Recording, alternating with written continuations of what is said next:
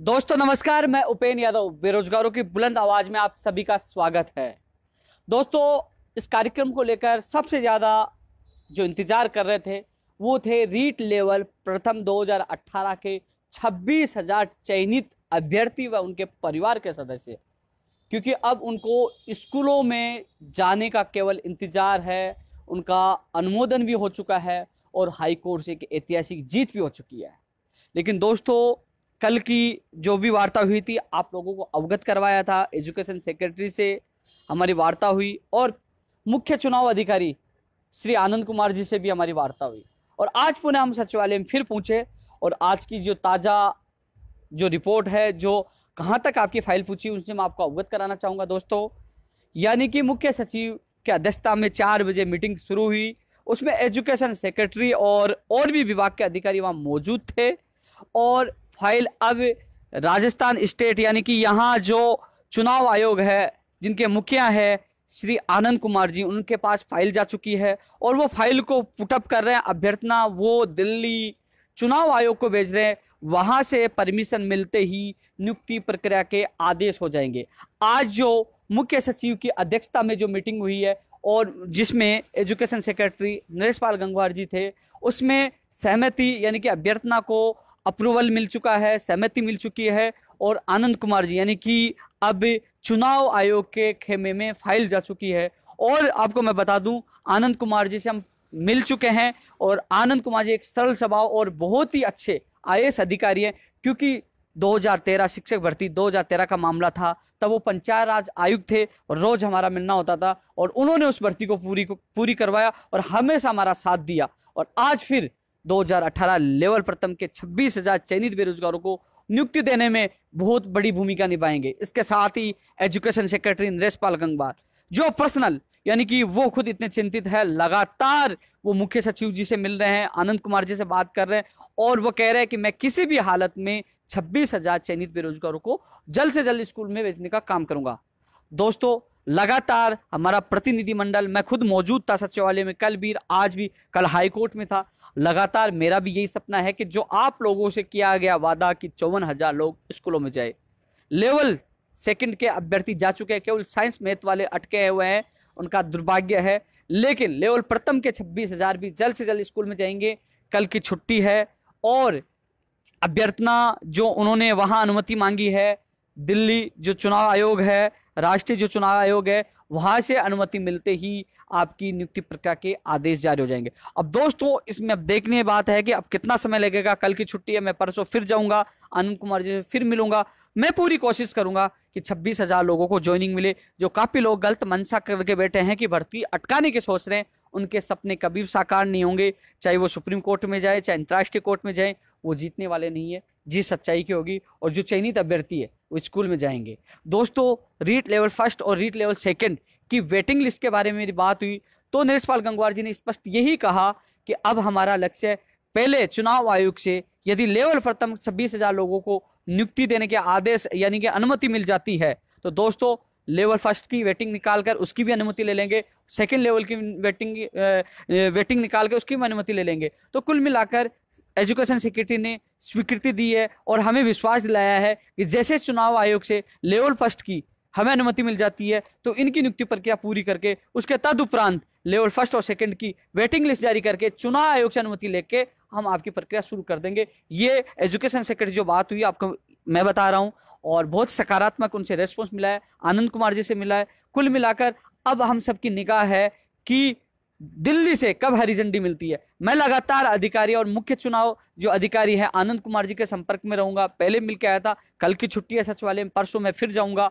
और कोशिश करूंगा कि आप लोगों के जो 26,000 चयनित बेरोजगार है उनको जल्द से जल्द ज्वाइनिंग मिले। दीपावली आपकी अक्टूबर के महीने में बन जाए, क्योंकि आपका दीपावली का सबसे बड़ा तोहफा यही होगा जो आप कई महीनों से आप नहीं, अपने माता पिता और परिवार वो भी सपना देख रहे हैं, उनका भी साकार हो। तो दोस्तों, मुझे काफी कॉल और मैसेज आ रहे थे। सबसे बड़ी बात है कि बार बार मैसेज कॉल ये आ रहे थे कि क्या कब फाइल कार्य विभाग में पूछेगी, कब चुनाव आयोग में फाइल पूछेगी, क्या हो गया। बार बार फोन करने की आवश्यकता के बजाय यह है कि 2018 लेवल प्रथम के 26,000 चयनित बेरोजगारों को जल्द से जल्द नियुक्ति के लिए आपकी अभिशंसा दिल्ली भेज दी गई है। वहां से आने के बाद आपकी नियुक्ति पर क्या क्या आदेश हो जाएंगे। मैं लगातार अधिकारियों की छुट्टी है, परसों फिर जाऊंगा और मेरा एक ही लक्ष्य है, आप लोगों को जल्द जल्द स्कूल में पूछाकर लेवल 1 और 2 की वेटिंग लिस्ट जारी करवाकर और चुनाव आयोग से अनुमति लेकर उन लोगों को भी स्कूल में पूछाना।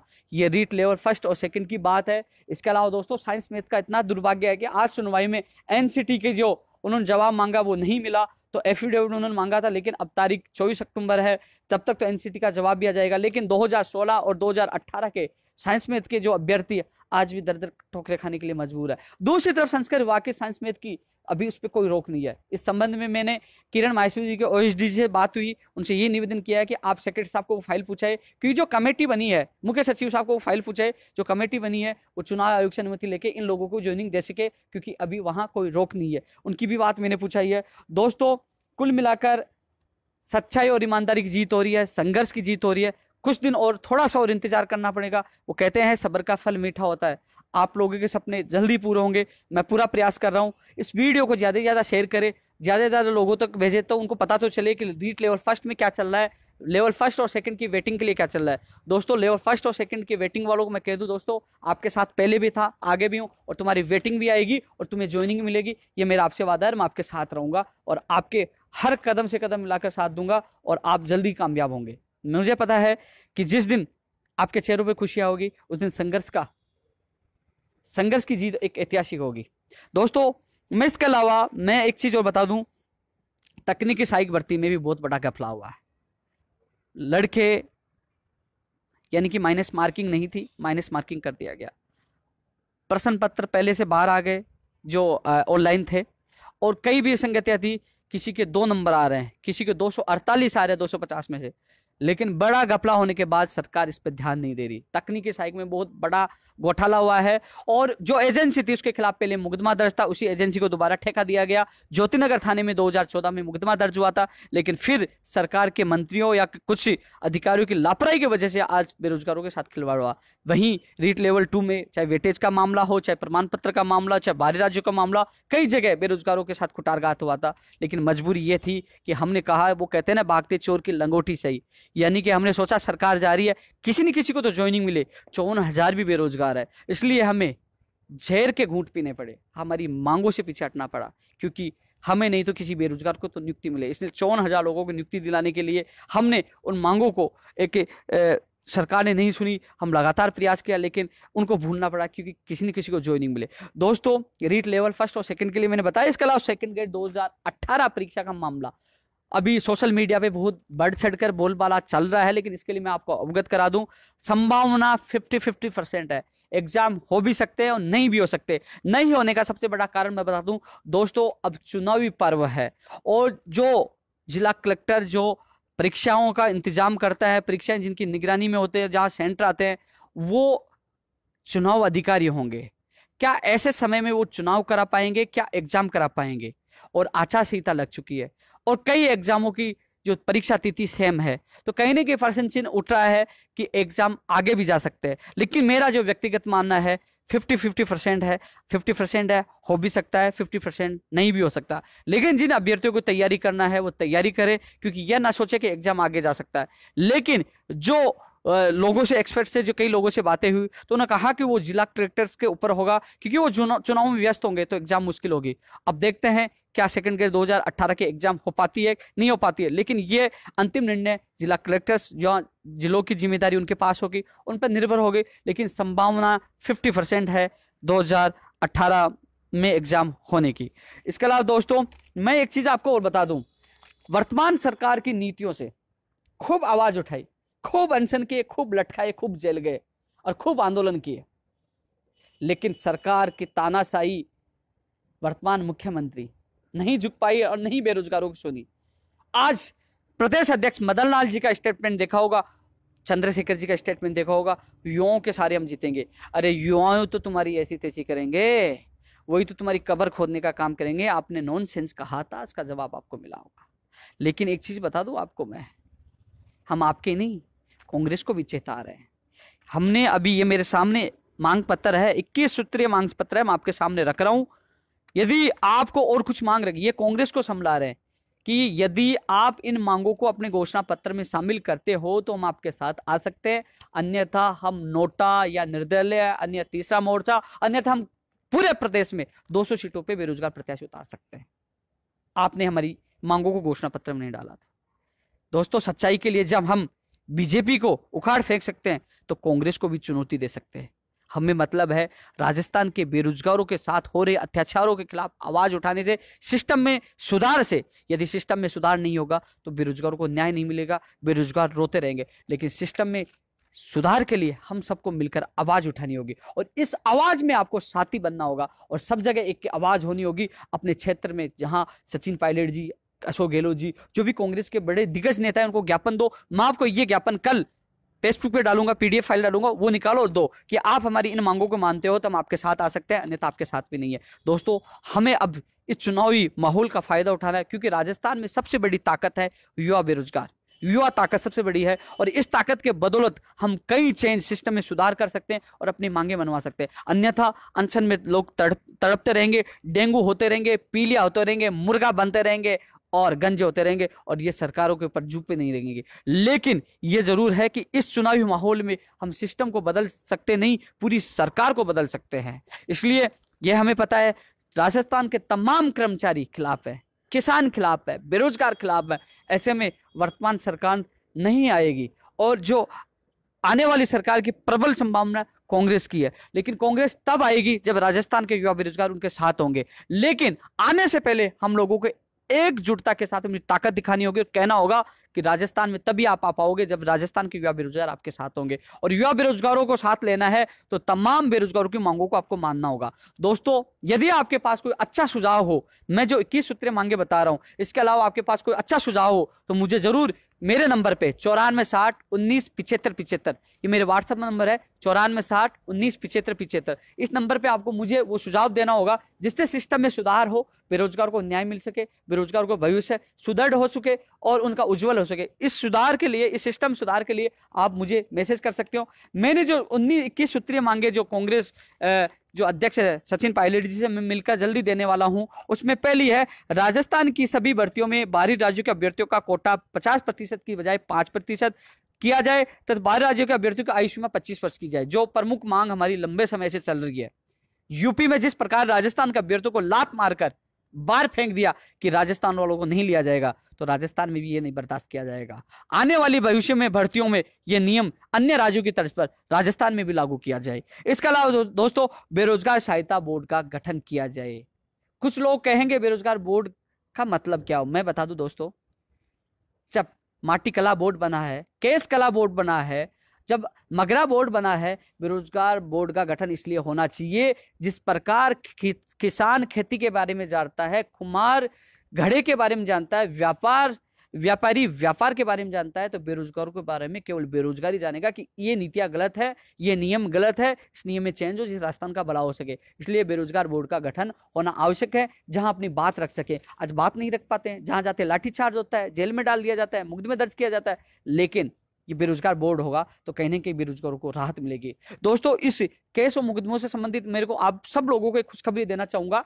जो लगातार मेरे ऊपर 3 मुकदमे दर्ज हुए थे, ज्योतिनगर थाने में, अशोकनगर थाने में और महेशनगर थाने में, आज सेशन कोर्ट में माननीय न्यायाधीश ने मुझे उन तीनों केसों से बरी कर दिया गया, तीनों केसों को समाप्त कर दिया गया है। एक बड़ी राहत मुझे भी मिली है, यानी एक बार फिर सरकार और उन तानाशाही पुलिस अधिकारियों को चुनौती मिली है। कोर्ट ने तीनों केसों को डिस्पोज कर दिया है, यानी कि उनको खत्म कर दिया है, यानी कि मेरे खिलाफ 3 केस बिल्कुल खत्म हो चुके। ये अच्छी खबर आपके लिए भी है, मेरे लिए भी है। दोस्तों, इसके अलावा भविष्य में होने वाली तृतीय श्रेणी शिक्षक भर्ती आरपीएससी के माध्यम से हो, पूरी यानी कि प्रदेश स्तरीय मेरिट हो, पुराने वाला पैटर्न चलेगा, यानी कि जो आरटेट प्लस 3rd ग्रेड भर्ती।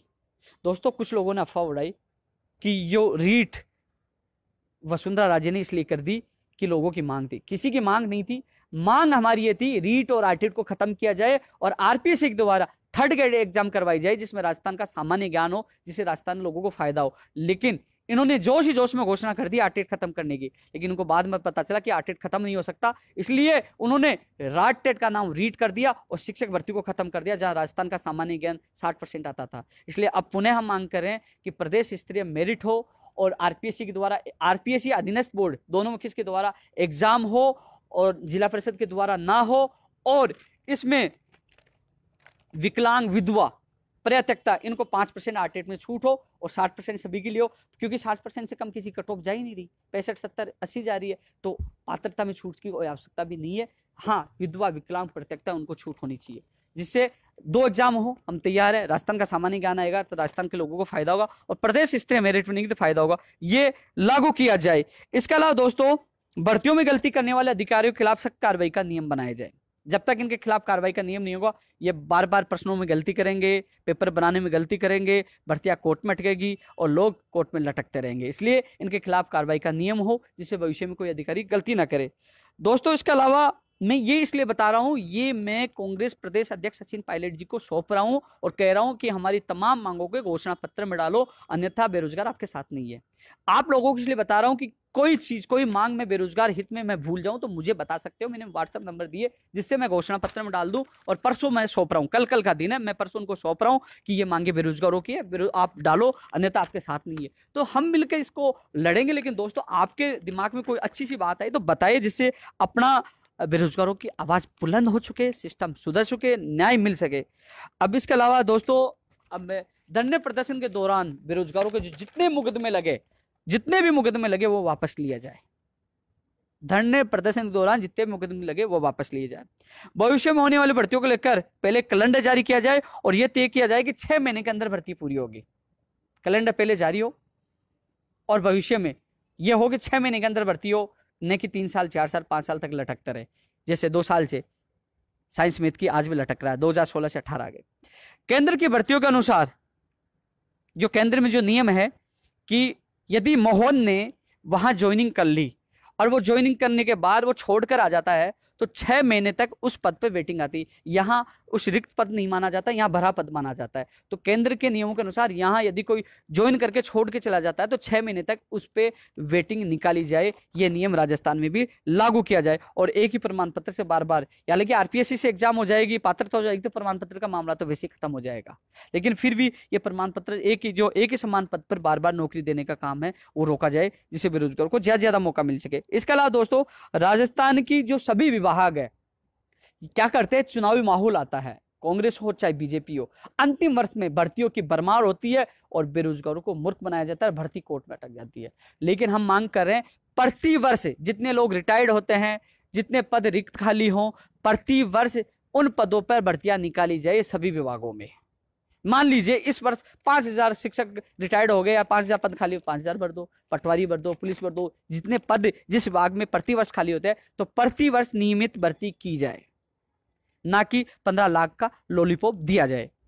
और इसके अलावा जो निकाली गई जितनी भर्तियां हैं, जिसकी परीक्षा नहीं हो पाई, किसकी नियुक्ति बाकी है और कुछ लोगों का कैलेंडर जारी नहीं हुआ कुछ भर्तियों का, तो कहीं ना कहीं ये सरकार आए तो प्राथमिकता के साथ किसी एग्जाम भी करवाए और उनकी नियुक्ति प्रक्रिया भी पूरी करे और उन भर्तियों को पूरा करे। और मार्च यानी कि फरवरी मार्च में आते ही सबसे पहले काम यह हो, जो नियुक्ति प्रक्रिया जो लंबित पड़ी हैं, जिनमें अभी काफी काम बाकी है, जिनके एग्जाम होना बाकी है, तो उनको आते प्राथमिकता के साथ मार्च अप्रैल तक उन लोगों को स्कूलों जो उनको नियुक्ति देकर उनको कार्य ग्रहण कराने का काम आने वाली सरकार कांग्रेस पार्टी करे, ये हम उनके सामने रख रहे हैं। भर्तियों में संबंधित अलग न्यायालय की स्थापना की जाए, क्योंकि एक बार जब मैं कोर्ट में मौजूद था, अमिताभ राय जी चीफ जस्टिस साहब थे, उन्होंने कहा था कि भर्तियों संबंधी अलग कोर्ट होनी चाहिए। मैं उस बात से बहुत खुश हुआ और मैं असहमत भी कि सरकार भर्तियों संबंधित अलग कोर्ट बनाए जिसमें केवल भर्तियों का निस्तारण हो। यदि अलग कोर्ट होता दोस्तों 6 महीने नहीं 2 दिन लगेंगे भर्तियों का निस्तारण होने में। तो अलग न्यायालय की स्थापना की जाए जिससे बेरोजगार को राहत मिल सके। इसके अलावा दोस्तों, प्रतियोगी परीक्षाओं में फॉर्म फीस माफ की जाए। एसएससी की तर्ज पे या तो 100 रुपए कर दो या फॉर्म की फीस माफ कर दो। लंबे लंबे भाषण देते हैं ना कि हमने ये माफ कर दिया, हमने वो माफ कर दिया। अरे तुम्हें माफ करना है तो बेरोजगारों की फीस माफ करो, या एसएससी की तर्ज पे केवल मात्र 100 रुपए करो कि मात्र 100 से ज्यादा रुपए नहीं लिए जाएंगे। तो कम से कम ये बेरोजगारों के लिए करे और घोषणा पत्र में डाले। दोस्तों, इसके अलावा प्रतियोगिता भर्ती परीक्षाओं में परीक्षा केंद्र सरकारी स्कूलों में बनाया जाए और सिलेबस का डायग्राफ फिक्स हो। क्योंकि अभी विवाद होता है प्रश्नों का, बोले कि उस किताब में से आया था, राजस्थान के सिलेबस में से नहीं आया। तो कम से कम सिलेबस का दायरा फिक्स हो कि इस सिलेबस में से पेपर आएगा, जिससे विवाद ना हो और परीक्षाओं का ज्यादातर सेंटर सरकारी स्कूलों में हो। और जिन स्कूलों का जो रिकॉर्ड अच्छा हो, जिन स्कूलों का रिजल्ट अच्छा हो, मान लीजिए सरकारी स्कूल पर्याप्त मात्रा में नहीं उपलब्ध हो, लेकिन जिनका रिकॉर्ड अच्छा हो उन स्कूलों में हो, और उसमें कैमरा युक्त वो स्कूल होनी चाहिए, जिससे परीक्षा अच्छी तरह से हो, फर्जीवाड़ा ना हो सके। इसके अलावा दोस्तों, राजस्थान के हर भर्ती परीक्षा में पाठ्यक्रम प्रश्न पत्र राजस्थान के माध्यम सामान्य ज्ञान का, यानी कि राजस्थान की कोई भी भर्ती हो उसमें ज्यादा से ज्यादा राजस्थान का सामान्य ज्ञान का समावेश होना चाहिए। कोई भी भर्ती हो, पटवारी हो, जिससे राजस्थान के अभ्यर्थियों को ज्यादा से ज्यादा नंबर आए, राजस्थान का सामान्य ज्ञान का समावेश होना चाहिए। प्रतियोगिता भर्ती परीक्षाओं में बेरोजगारों के किराया माफ किया जाए। यदि आप जयपुर का रहने वालों को झालावाड़ भेज रहे हो तो कम से कम उनका किराया माफ किया जाए। किराया माफ किया जाए। जब आप मोबाइल बांट रहे हो, आप पता नहीं क्या क्या बांटने की घोषणा कर रहे हो, चुनाव माहौल है, तो ये घोषणा तो कर दो कि जो एग्जाम बेरोजगार देने जाएगा उससे किराया नहीं लिया जाएगा, किराया नहीं लिया जाएगा। इसके अलावा दोस्तों, बेरोजगारों का भत्ता बढ़ाया जाए और बेरोजगारों के तहसील स्तर पर लाइब्रेरी खोली जाए।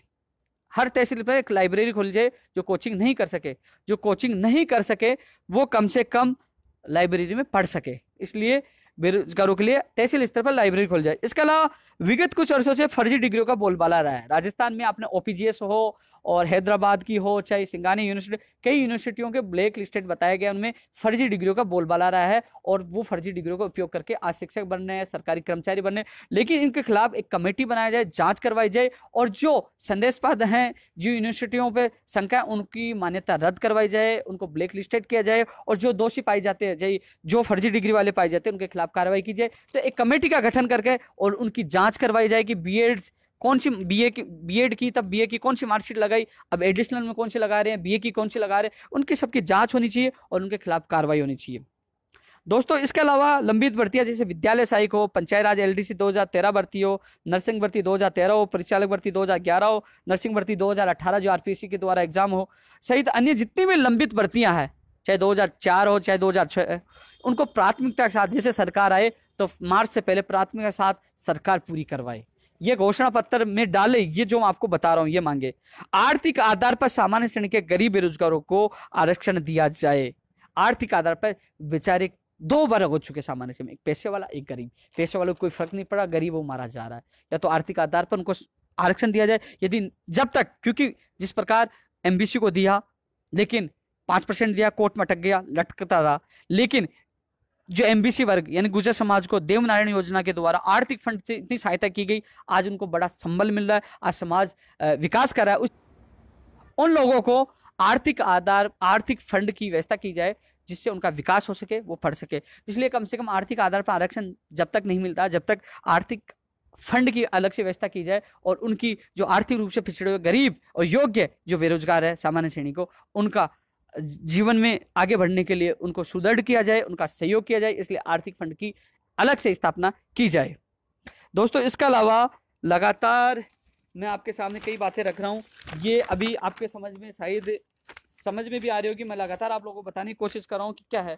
इसके अलावा दोस्तों, प्रतियोगिता परीक्षाओं में जो माइनस मार्किंग वाला मामला है, कम से कम जो शिक्षक माइनस में जा रहा है वो बच्चों को क्या शिक्षा देगा, वो खुद प्लस में नहीं है, क्या देगा। इसलिए कम से कम न्यूनतम मानदंड तय किया जाए। इसके अलावा दोस्तों, यूपीएससी की तर्ज पर राज्य की भर्ती परीक्षाओं का सुदृढ़ बनाया जाए। जैसे यूपीएससी में आज तक नहीं सुनी कि पेपर का मामला कोर्ट में उलझ गया, प्रश्नों का विवाद हो गया। जो यूपीएससी की जो परीक्षा प्रणाली है, जिस प्रकार वो सुदृढ़ है, उसी प्रकार राजस्थान की भर्ती परीक्षाओं की प्रणाली को सुदृढ़ बनाया जाए, उसकी तर्ज पर सुदृढ़ बनाया जाए, जिससे राजस्थान के बेरोजगार को विकास हो सके। दोस्तों, ये तमाम उन मांगों को लेकर मैं कोशिश कर रहा हूं कि राहुल गांधी जी से भी हमारी मुलाकात हो, हम सचिन पायलट जी से मिल रहे हैं और उनके सामने ये बात रख रहे हैं कि यदि राजस्थान के बेरोजगारों को हितों की रक्षा आप करना चाहते हो, राजस्थान के युवाओं को अपने साथ लाना चाहते हो, तो इन मांगों को घोषणा पत्र में डाले और राजस्थान के बेरोजगार का विकास करें। दोस्तों, यदि वो लोग हमारी मांगे नहीं मानते तो राजस्थान का युवा बेरोजगार चाहे नोटा में जाए, चाहे तीसरा मोर्चा के साथ जाए और चाहे राजस्थान के सभी 200 विधानसभा सीटों पे, मुझे छोड़ के, मैं नहीं, मेरे अलावा 200 विधानसभा सीटों पर हम बेरोजगार प्रत्याशी उतारकर लड़ेंगे, दोनों पार्टियों से लड़ेंगे। लेकिन हमें इस चुनाव में अलग बेरोजगारों का एक अस्तित्व स्थापित करना है। इस कार्यक्रम को देखने के बाद आपको पता लग गया होगा कि हम ना बीजेपी के ना कांग्रेस के, किसी के नहीं है।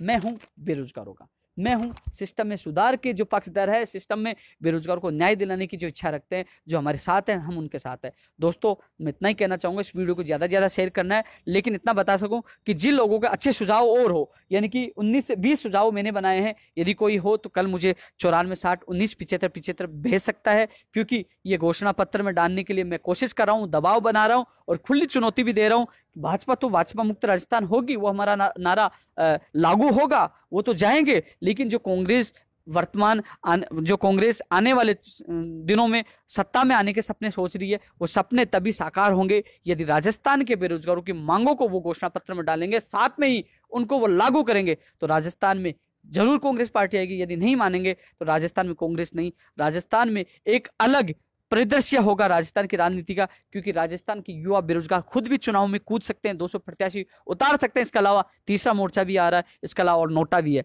लेकिन हम उसी के साथ होंगे जो राजस्थान के बेरोजगारों के भविष्य के लिए कुछ योजनाएं, कुछ नियम, जो कुछ मांगे जो हमने दी है, उनको वो घोषणा पत्र में डालने के साथ साथ वो काम करेंगे। दोस्तों इस वीडियो को ज्यादा से ज्यादा शेयर करना है, इस लड़ाई में साथ देना है। जो घोषणा पत्र मैं आपके सामने डालूंगा कल शाम या परसों में डालूंगा, उसको हर एमएलए जो चुनाव लड़ने वाले हैं, एमएलए के प्रत्याशी, उनको देना है कि हमारी मांगे मान लो, हम आपके साथ है। तो दोस्तों इस वीडियो को ज्यादा से ज्यादा शेयर करना है। रीट लेवल 1 और 2 के लिए मैंने आपको बता दिया, मैं चुनाव आयोग के संपर्क में हूँ, लगातार कोशिश कर रहा हूँ, और जो लोग धमकियां दे रहे हैं कोर्ट में भर्ती अटकाने की, उन धमकियों से कोई फर्क नहीं पड़ता, देने दो धमकियां, जीत आपकी पहले भी हुई थी, आगे भी होगी, और जल्द आप स्कूलों में होंगे। इसके अलावा मेरे साथी रविंद्र को पूछना चाहूंगा कोई और कोई कमेंट। हाँ दोस्तों, आप लोगों की कामना से मेरा स्वास्थ्य बिल्कुल सही है, हालांकि 6 किलो वजन कम हो गया, वीकनेस आती है क्योंकि 8वां मेरा अनशन था, और कई बार चक्कर जैसे अभी भी कई समस्या है, लेकिन आप लोगों की दुआओं से मेरा स्वास्थ्य बिल्कुल सही है। लेकिन जो संघर्ष हम कर रहे हैं कामयाब होगा। लेकिन जो हमारे पास 2 महीने बचे चुनाव के, जो 7 दिसंबर को चुनाव होने वाले हैं, लेकिन इस चुनाव में अपना अलग अस्तित्व स्थापित करना बेरोजगारों का, और अलग ही कुछ करना चाहते हो तो दोस्तों आप लोगों को आवाज उठानी होगी, सोशल मीडिया से लेकर नेताओं को ज्ञापन देना होगा कि हमारी मांगों को घोषणा पत्र में डालो, हमारी मांगे पूरी करो, अन्यथा हम लोग आपके साथ नहीं है। दोस्तों राजस्थान का नया इतिहास राजस्थान के युवा बेरोजगार जरूर रचेंगे, हम सब मिलकर रचेंगे। देखना राजस्थान में बेरोजगार का अस्तित्व बनेगा, यही मेरा सपना है कि सिस्टम में सुधार हो, बेरोजगारों का अस्तित्व बने, और किसी बेरोजगार को कोर्ट के चक्कर ना काटना पड़े, किसी बेरोजगार को आत्महत्या ना करना पड़े, और किसी को गंजा ना होना पड़े, किसी को धरने पे ना बैठना पड़े, किसी को अनशन पे ना बैठना पड़े। यदि सिस्टम में सुधार होगा, समय पे रोजगार मिलेगा, समय पे उनके सपने पूरे होंगे, न किसी माँ बाप को रोना पड़ेगा, न किसी बेरोजगार को आत्महत्या करनी पड़ेगी। लेकिन दोस्तों ये सिस्टम में तभी सुधार होगा जब हम सब मिलकर आवाज उठाएंगे और इस अभियान को सफल बनाएंगे। धन्यवाद। जय हिंद, जय भारत।